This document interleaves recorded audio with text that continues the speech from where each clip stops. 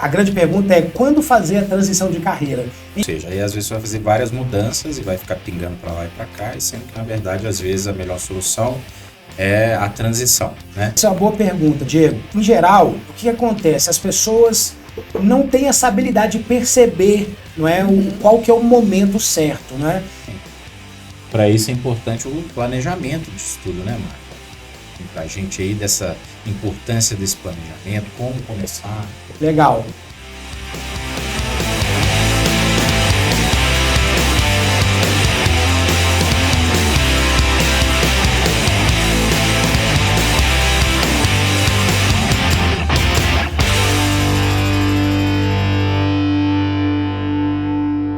Está no ar mais um podcast Papo de Empresário, o podcast que vai deixar você mais conectado com o mundo empresarial. Eu sou Nayara Patrícia. Eu sou o Diego Lima.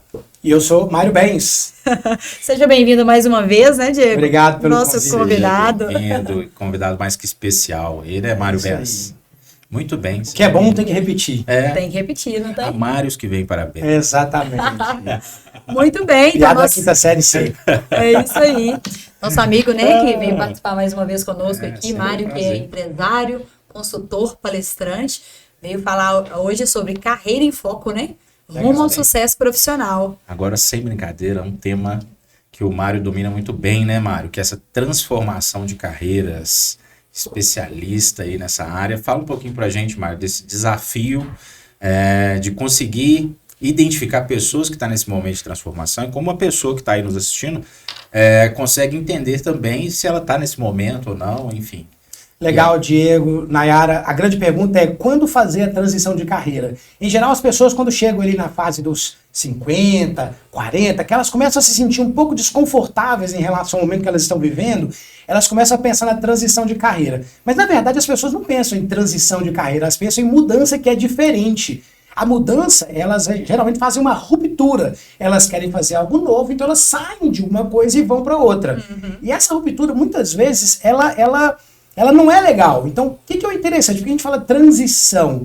Porque a gente aproveita o que nós temos em um determinado momento, os recursos. Então, você trabalha lá 10 anos numa empresa. Ao invés de você sair dessa empresa e ir para outro cenário, fazer outra coisa, você aproveita recursos que essa empresa tem para você, cliente, fornecedor, parceiros, né?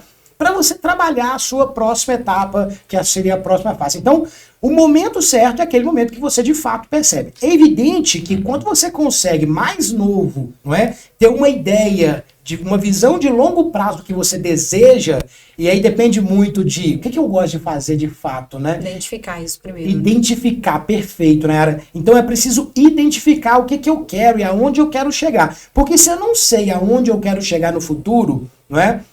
Eu não vou conseguir fazer essa transição. E aí eu vou começar a buscar novas funções, não é? Que às vezes pagam um pouco melhor, mas não é aquilo que eu quero. E eu vou ficar insatisfeito, infeliz com o passar do tempo. Então esse é um grande desafio. Ou seja, aí às vezes você vai fazer várias mudanças e vai ficar pingando para lá e para cá, e sendo que na verdade às vezes a melhor solução é a transição, né? Perfeito. E para isso a gente precisa de um planejamento, né? Ou seja, identificar que a gente está nesse momento. Tem algumas características que fica claro para a pessoa que ela já está no limite, estafada para aquele tipo de função, o cargo que ela exerce, e que ela está nesse momento de transição, Mário? Essa é uma boa pergunta, Diego. Em geral, o que acontece? As pessoas não têm essa habilidade de perceber, não é, qual que é o momento certo, não é?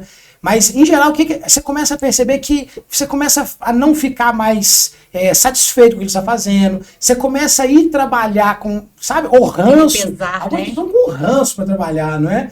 Você não está fazendo aquilo que você gosta, não é? Porque não se trata simplesmente do quanto que eu estou recebendo. Mas você identificar que, em alguns momentos, eu preciso melhorar a minha função. Então, existem alguns indicadores. Por exemplo, eu não estou satisfeito com aquilo que eu gosto, eu saio de casa, não estou satisfeito. Não me sinto desafiado. Então, quanto tempo que é o tempo ideal para você ficar numa empresa? Não existe isso. Antigamente falava que de 3 a 5 anos. Isso não existe. Algumas empresas você pode ficar ali 10 anos e essa empresa te permite novos desafios, novos desafios, novos desafios. Mas uma coisa eu falo para você que tem uma carreira de uma empresa só. Cuidado, tá? porque é uma ilusão você ficar 20, conheço pessoas que ficam 20, 25, 30 anos numa carreira e acham isso positivo. Isso definitivamente é um risco muito alto, porque você tem uma experiência em uma única empresa. E aí quando você acaba esse ciclo, ele vai acabar um dia, né? As pessoas, queira você ou não, ele vai acabar. Vai acontecer, né? Você pode ser o pica da galáxia daquela empresa, que ele vai acabar um dia. Só que quando acabar, você não tem experiência naquele setor, você tem experiência naquela empresa ou em um único segmento. Sim. Então, quando a pessoa faz transição de carreira, ela começa...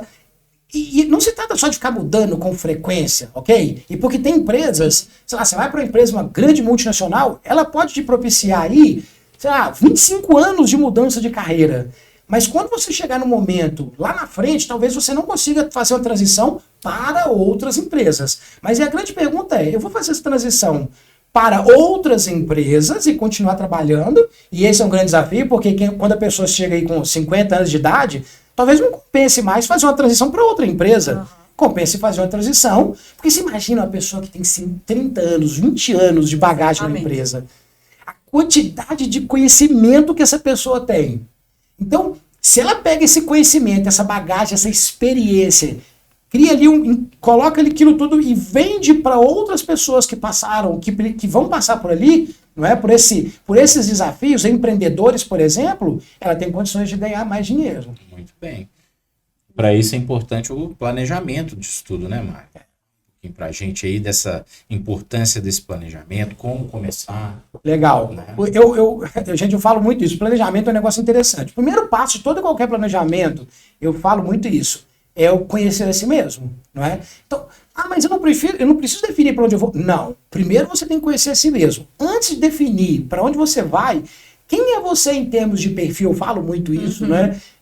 Quem é você? Você é analista, é comunicador, é executor, é planejador? Quais são os seus valores principais? Porque às vezes o que você está fazendo, o que você vai fazer, vai ferir os seus valores principais. E aí talvez a sua infelicidade ou a sua insatisfação esteja porque você está fazendo coisas que ferem os seus valores. Então não se trata de quanto eu estou ganhando.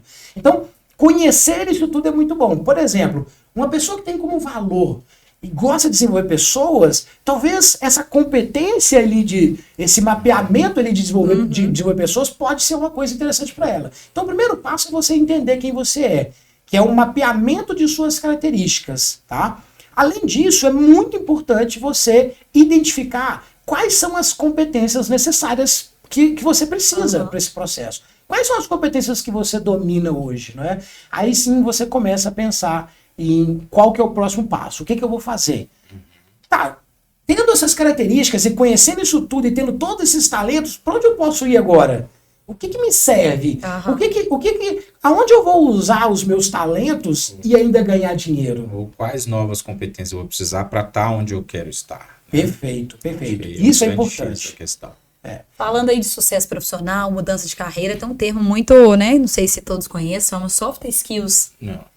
Soft skills e os hard skills, né? Exatamente. Explica pra gente o que é isso, Mário. Legal. Porque assim, quando você vai mapear as competências, né, basicamente tem dois tipos de competências. As chamadas soft skills, que são as competências comportamentais, não é? Comunicação, oratória, treinamento entra em parte ali, liderança é uma soft skills, lidar com conflito é uma soft skills. Então, todas as competências ligadas à parte comportamental são as chamadas soft skills. As hard skills, as competências mais pesadas, são as competências técnicas. São competências de finanças, por exemplo. São todas aquelas competências que você vai usar no seu negócio. Né? Específica para o seu negócio. Em geral, gente, não são as hard skills que fazem a diferença no sucesso profissional. Não são. Essas aí são básicas, você tem que ser muito bom naquilo que você vai fazer e acabou. Mas já perceberam que muitas pessoas são muito boas, por exemplo, em finanças, mas não conseguem destacar na empresa? Porque não sabem se comunicar? Algumas pessoas são muito boas em finanças e falam assim, mas eu não preciso mostrar o que eu sou capaz. Tem que mostrar. Se você não for bom em comunicar, por exemplo, para as pessoas o que você está fazendo, elas não vão entender o que você está fazendo e, consequentemente, numa oportunidade de crescimento, eles não vão lembrar de você. Porque você é acanhado, você acha que você tem só o que fazer, mas isso está ligado muito com o perfil. O analista, o planejador tem essa característica de não se preocupar muito em mostrar o que está fazendo. Então, para ele... mais introvertido. Ele é mais introvertido, exatamente. Então, para ele, é duro ter que fazer e falar. E aí, falar é óbvio, não é se tornar arrogante, mas mostrar o que está fazendo, não é? Sim, da clareza e tal, e ser visto também. Exatamente, isso é muito importante. Então, as soft skills, elas são o grande diferencial hoje. E onde muitas pessoas se enganam e não buscam as soft skills, que são essas competências mais comportamentais. Aprimorar elas na empresa, né? Identificar, Sim. né? Quais as necessidades que essa nova carreira vai demandar de você, né? Por exemplo, um líder, um diretor financeiro, um gerente financeiro, ele precisa de uma soft skill que é comunicar-se de forma efetiva com as pessoas. Ele precisa aprender a lidar com isso. Como é que ele vai se comunicar com as pessoas? Isso é fundamental. Isso impacta diretamente nos resultados dele. Muito porque o resultado dele é o trabalho das pessoas que ele lidera. Então, se ele não tiver uma boa comunicação, saber trabalhar nessa questão do feedback contínuo, da manutenção do time, da satisfação do time, provavelmente o resultado dele vai ficar comprometido. Perfeito, Diego. Não é isso? Perfeito. Inclusive, uma das competências que também são soft skills do líder, que é de feedback, não é? Sim. Então, se ele não consegue, que o resultado do líder é feito através do time, perfeito, não é? Então, você entende que as hard skills nem são tão importantes, são importantes, é claro, não é? Mas ele vai conseguir os resultados através do time. Para conseguir os resultados através do time, ele precisa fazer feedback, precisa saber se comunicar com o time. Isso é muito importante para ele, né? Sem dúvida. E como incluir esse programa dentro do planejamento?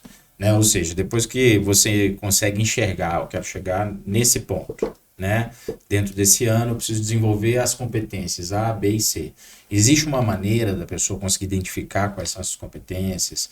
Existe uma forma dela conseguir ter mais clareza nesse desenvolvimento para ela trilhar o caminho? Sim, perfeita pergunta. Tem sim. Primeira coisa, quando você mapeia, em Minas a gente fala oncotô, oncovô. Né? Oncotô são as características da pessoa, né? Que são a gestão de si. Oncovô é a meta. Então eu estou numa empresa hoje, eu sou encarregado, eu quero me tornar diretor nessa empresa nos próximos 10 anos. Ok, então é oncotô, encarregado. Oncovô, eu quero ser diretor. Então, quais competências, o que esse diretor faz? Então, esse diretor, ele mexe com finanças, ou ele é na parte comercial? Então, se ele é um diretor comercial, ele lida com pessoas. Quais competências eu preciso para lidar com pessoas? Comunicação? Fazer reuniões eficazes? Aí eu começo a mapear quais são as competências que eu tenho hoje. Ok, eu estou falando de uma perspectiva de 10 anos, de 5 anos, não é? Para poder reduzir, a gente chama de roadmap. Aí eu vou, ok, daqui a 10 anos eu quero estar aqui, mas em 8 anos, em 5 anos. Eu tô falando 10 anos, mas ninguém faz mais. Pensa em 10 anos. Sim. 5 anos já é um limite, né?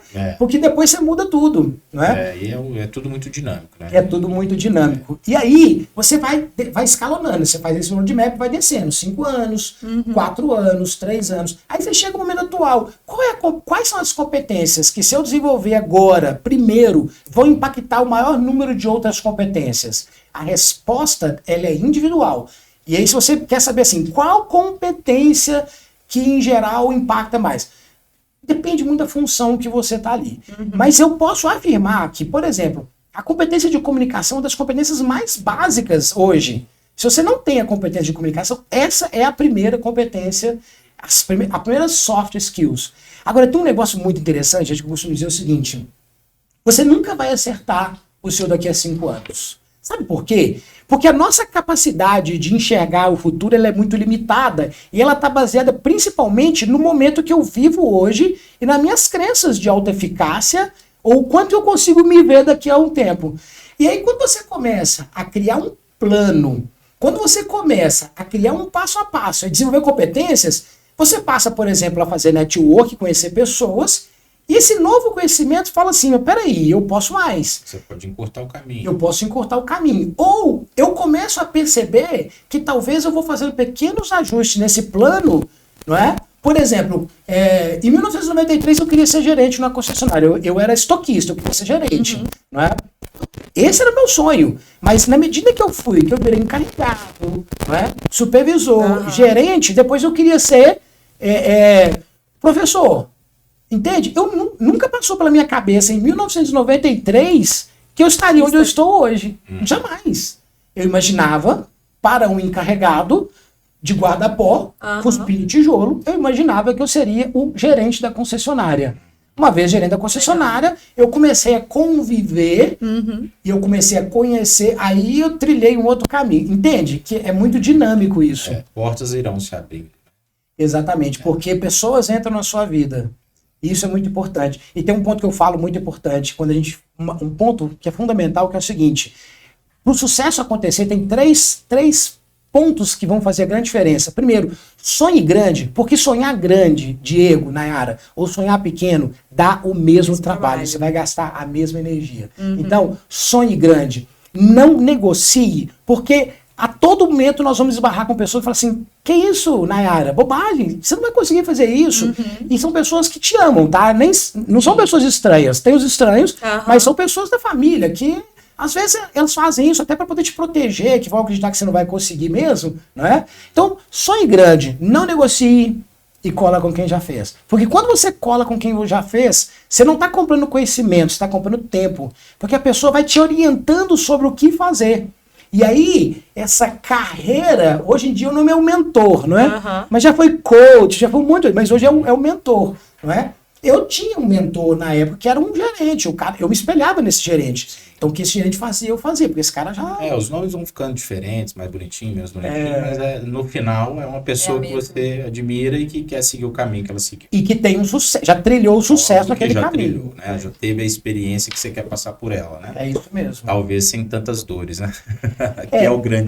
Que é a grande vantagem. Você tem pessoas competentes que disponibilizam do tempo, do conhecimento para te ajudar. Perfeito. As dores sempre vão acontecer, só que são dores diferentes, né? Talvez eu evite as dores que ele teve, mas eu vou ter as minhas dores. Nunca vai ser fácil. Serão outras. O que é importante entender? Né? O processo de mudança de carreira, ele é um processo doloroso. Não tem como você falar, vai ser fácil. Não vai ser fácil. Por quê? Desenvolver competências é doloroso, porque você precisa fazer coisas que você não está apto, você não domina. E aí você, no primeiro momento que você coloca em prática algo que você está aprendendo, você tem uma sensação de falso, de ridículo, de que não funciona, porque é isso mesmo. Incompetência, né? De incompetência, porque é isso mesmo. Você está sendo falso, você está sendo ridículo e você está sendo incompetente no primeiro momento. Até que você faça aquilo 1, 2, 10 vezes e aí você se torna competente naquilo. Muito bom, né? E aí é onde vai entrar, né, novas oportunidades na sua vida, tomar essa decisão e seguir em frente. Exatamente. E falando nisso, né, falando sobre pessoas, né, no seu caminho, que vão te ajudar a trilhar, né, o caminho de sucesso, identificar, né, as suas habilidades, né, que você às vezes nem sabe que tem. A gente fala muito sobre o treinamento empresarial. Eu queria que você falasse sobre essa pessoa. Esse mercado, né? Exatamente. Esse mercado de treinadores, né, de pessoas que vão preparar, né, essas pessoas que têm essa demanda de desenvolver competências técnicas, né, de competências comportamentais, né. Existe de fato esse mercado, Mário, esse mercado corporativo para esse fim? Ou ele está mais na pessoa física? Como que esse mercado está hoje? Ou é nos dois? Então, sempre existiu esse mercado. Eu me lembro que em 2011 ou 2012, a idade vai chegando, a gente não lembra exatamente quando, né?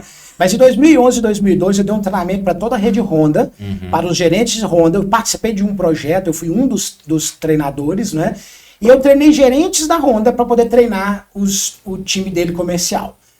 Por quê? Porque todo e qualquer gerente comercial tem uma dor que é fazer com que o time performe. Eu estou falando especificamente de um tema, que é o gerente comercial.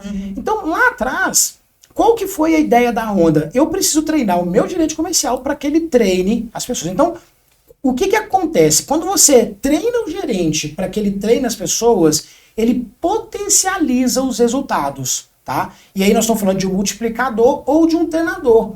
Isso significa o seguinte, Diego, Nayara, que quando você tem uma competência de desenvolver pessoas, você consegue, e óbvio, e precisa ter competência, que você tem que mapear o seguinte: quais competências eu preciso desenvolver no meu vendedor? O meu vendedor precisa, o vendedor, por exemplo, ele precisa de captar mais clientes ou de mais fechamento de vendas? Eu não sei exatamente o que ele precisa, eu tenho que mapear.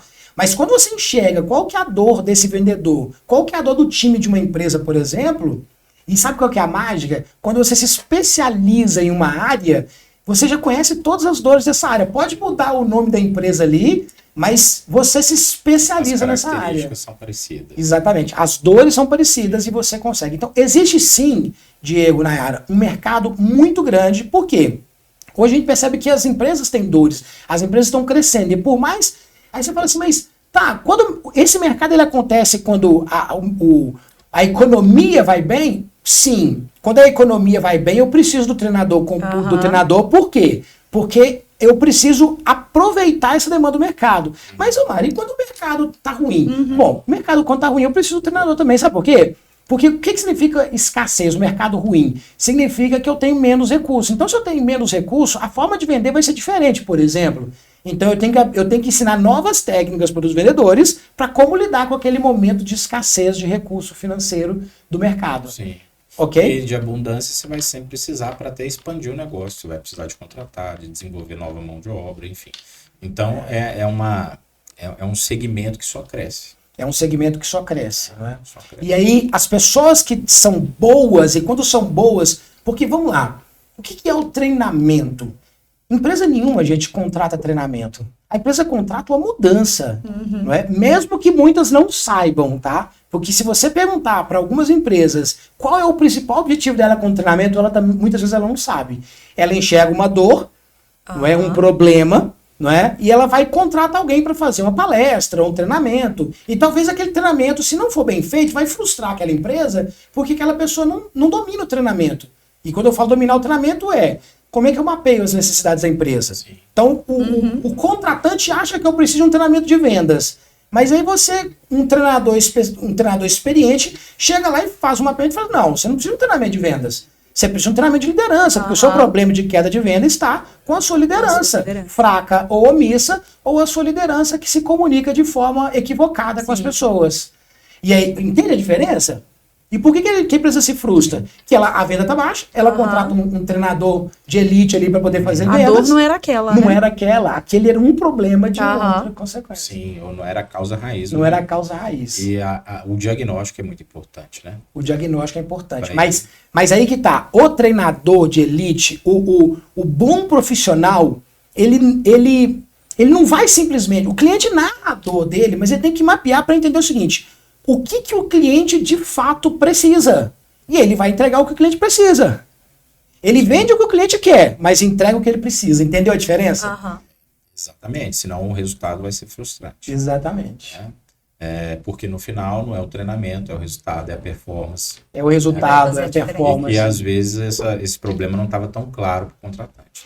E isso é interessante você estar falando, Diego, porque eu falo muito isso. Gente, treinamento, em geral... não é capaz de gerar as mudanças. E por que o treinamento não é capaz de gerar as mudanças? Eu estou falando do treinamento daquela forma tradicional. Você vai lá e coloca as pessoas 8 horas ali no dia de treinamento, e em 8 horas elas têm uma enxurrada de conhecimento. E por mais que o método seja legal, ou seja, eu trabalhei ali de uma forma com dinâmicas e tal, mas quando chegar segunda-feira, essa pessoa vai lidar com os mesmos bloqueios que ela tinha. E ela não vai colocar em prática, não porque o treinamento foi ruim do ponto de vista dos conceitos. Os conceitos são bons. Mas a forma como ele conduziu o processo... E, Mário, como é que faz, então? Não se trata de treinamento, mas de um programa de desenvolvimento. E um programa de desenvolvimento, muitas vezes, significa que você precisa acompanhar aquelas pessoas. Sim. Ou ter um facilitador que vai continuar esse trabalho dentro da empresa. Diego, perfeito. E aí quando você tem um facilitador dentro da empresa, olha só que fantástico. Quando você treina, por isso que esse gestor comercial, esse RH, com as técnicas ideais, ele já é o facilitador, ele é o mentor, ele está acompanhando. Ele sabe como lidar com as barreiras individuais. Porque no treinamento de 8 horas... Perfeito. No treinamento de 8 horas, todos tiveram acesso ao mesmo conteúdo. Exato. Por que uns vão e outros não? Por questões específicas, por barreiras, muitas vezes. A maioria das vezes são as barreiras. Que ele terá a oportunidade de desenvolver, né? E, obviamente, dar soluções do dia a dia, sendo um facilitador, né? Ou seja, entender essa dinâmica é bom tanto para o contratante, né, de serviços de treinamento, quanto para o contratado, né? Porque aí já está alinhado que, ok, o treinamento ele acontece, são 8 horas ou 4, enfim, mas o pós-treinamento ele é fundamental para que o resultado se consolide. Muito bem, Muito bom, E né? aí, Esse Nai, conteúdo. vamos falar de um outro tema interessante, ainda dentro do assunto, né, dessas oportunidades no mercado de treinamento. Treinamento, a gente pode falar sobre a gamificação no treinamento, Isso, né? Hoje eu falo assim, das novidades, né? O que tem de novo, cara? Porque treinamento não é novo, correto? A gente já aprende através do treinamento formal ou informal o tempo inteiro. Mas o que nós temos aí de novidades que pode acelerar, né? Ou abordar de forma diferente e acelerar o resultado dos trainees aí? Perfeito. Pessoas treinadas aí. Assim, o que tem de novo é velho. O que tem de novo? Quando a gente fala de gamificação, gente, gamificação é um termo relativamente novo, mas na verdade ele já é utilizado há bastante tempo, com técnicas de engajamento das pessoas. Só que hoje tem muitas ferramentas. Gente, tem muitas ferramentas que são utilizadas. Então, o que é gamificar? É você criar uma espécie de jogo, uma espécie de uma dinâmica no processo de aprendizagem. Então, por exemplo, você tem na sua empresa lá 2 departamentos que têm problemas de turnover, ou as pessoas estão faltando demais. Aí você pode fazer uma gamificação. Olha, agora do meio do ano até o final do ano, o departamento que tiver o menor número de faltas ou de atrasos, aí você cria um indicador, não é? Nós vamos dar um prêmio X para as pessoas, e aí você dá o prazo em 6 meses, não é? Isso pode ser utilizado no treinamento. Então, vamos lá, você faz um treinamento sobre qualidade do atendimento, isso é importância, e aí depois você gamifica isso e coloca. Então, é uma forma. Uma outra forma é você gamificar o próprio dia do treinamento. Não é? Então você pode colocar jogos ali dentro, não é? E não só dinâmica, mas você pode colocar jogos, não é? Jogos que vão fazer com que as pessoas elas se desafiem em termos de conhecimento. Então, por exemplo, eu fiz uma empresa uma vez que era o jogo de cartas. Então as pessoas tinham lá as cartas, ele virava uma carta, não é? E ele tinha ali um número. Esse número, ele ia lá no baralhinho dele lá e tinha lá uma pergunta, por exemplo. Não é? Essa pergunta ele ia fazer para o time. Uma outra forma é aquele jogo tipo Ludo, que você vai caminhando, você tem o dado, vai caminhando, só que você caminha com as pessoas. Não é? Ali você monta o chão do ambiente de treinamento, o tabuleiro, e as pessoas vão cair. Então, jogou o dado, deu 8. Aí você chegou lá, a pessoa andou, caiu na casa 8. Tá, casa 8. O que tá ali? Aí você tem lá uma pergunta. Sobre o produto ou sobre o cliente. Aí o cara vai responder. Responde ou passa. Se ele não responder, o outro time... E aí você gamifica porque você traz ali... É evidente que as pessoas já estudaram aquele tema. Você está mensurando se as pessoas conhecem aquele tema, mas de uma forma divertida. Sim. Muito bacana. Mais descontraído e com um objetivo Fica claro. didático, né? Geralmente a gamificação para manuais, processos, né? Principalmente em momentos que a empresa está em mudança, né, de adequação de processo. Enfim, é bem eficaz, é né? bem eficaz porque às vezes é maçante um treinamento sobre um manual. Mas você gamifica já não passa a ser tão maçante. Mas, Diego, isso que você está falando é tão legal, porque assim, em geral, o desavisado, não é? Que é o cara que não tem a competência de treinamento, o que ele faz? Ele chega lá e vai dar um treinamento do manual, não sei das quantas. E ele coloca lá 5.333 e-mail slide e ele fica falando para as pessoas, achando um pouquinho na cabeça dele, ele lendo aquele tanto. Tipo, eu estou ensinando as pessoas. Você pergunta para as pessoas assim, elas aprenderam? Não, eu falei que eu ia ensinar, não falei que elas iam aprender. São coisas diferentes, né? Uma coisa é o cara ensinar, outra coisa é o time aprender de fato, não é? Então, não funciona assim. As pessoas não vão, sabe? Tudo bem que algumas pessoas até aprendam com aquela que são mais visuais ou auditivas ali, aprendam, mas a maioria das pessoas vão se cansar. Então, e tem técnicas, sei lá, uma parte você manda antes, a pessoa tem que estudar, não é? E aí ela chega ali com algum conhecimento, aí você aplica um jogo para poder identificar o conhecimento, não é? É muito melhor para assimilação, né? E muita ferramenta, inclusive com ou sem tecnologia. Né? Usando com... E é legal, assim, tem muita tecnologia. Eu sou muito a favor do tradicional. Você vai fazer... Gente, você pode fazer ali, pintar o chão, colocar as casas no chão e as pessoas vão usando. Mas você pode fazer um game também, um tabuleiro eletrônico, tem games para isso, gamificação para isso. Pergunta, um quiz de pergunta, enfim. Você pode. E tudo funciona. Só que assim, tudo tem que estar alinhado com a sua estratégia. Qual o seu propósito para aquele treinamento, né? Para fazer sentido, né? Nessa parte de andragogia, né? Exatamente. Porque andragogia, para quem não conhece, porque se pedagogia é um ensino para crianças, a andragogia é um ensino para adultos. Bem, exatamente. Muito bem. Muito bom. Mário, eu sei que a gente tem assunto aqui para desembolar a noite toda. E todo mundo que está nos assistindo está curtindo, tenho certeza, você já se inscreveu aí, depois você confere. Isso aí. E é obviamente que com as dicas que o Mário passou aqui, certamente você já consegue amanhã começar a repensar sua carreira, né? Se você está no lugar certo, se você está utilizando suas forças e virtudes no que você faz hoje. Mas se você quiser encurtar esse caminho, às vezes conseguir tecnicamente, né, entender melhor sobre essa transição, Mário, quais são as formas de contactá-lo, amigo? Onde essa turma te acha aí, Mário? Então, pode me procurar lá no Instagram, @MárioBensConsultor. Bens com Z. Bens com Z, por favor. Né? Tem o LinkedIn também, Mário Bens. Em quaisquer um desses 2 canais, você vai conseguir falar comigo e vai ter sempre alguém para poder atender e tirar as dúvidas, porque realmente, de fato, é um desafio das pessoas fazer a transição de carreira, não é? E eu falo, gente, quem gosta, não é? E às vezes você não é a pessoa que vai estar de frente ali para dar treinamento, mas você pode ser a pessoa que vai estruturar uma outra pessoa para dar treinamento, e é uma competência fantástica. Você desenvolver pessoas é fantástico. Você perceber o quanto que você impacta a vida das pessoas. É verdade. Eu já fiz e super recomendo, tá, gente? A assessoria do Mário é fantástica e vai te dar uma visão bacana aí de como você pode mudar a sua carreira. Muito bem. Boa demais. Vamos falar do nosso patrocinador? Isso aí.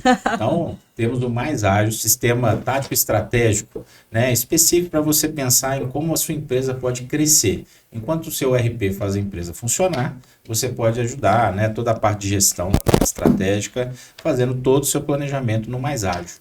E para poder acessar e testar, é muito fácil, é só você entrar no nosso site, pedir uma degustação e experimentar grátis. Isso aí. Muito bem. Mário, muito obrigada pela sua Eu participação. agradeço mais uma vez o convite. Né? Eu acho que compartilhar é sempre muito bom. Né? Isso Com aí. certeza. Compartilhar multiplica. Muito Exatamente.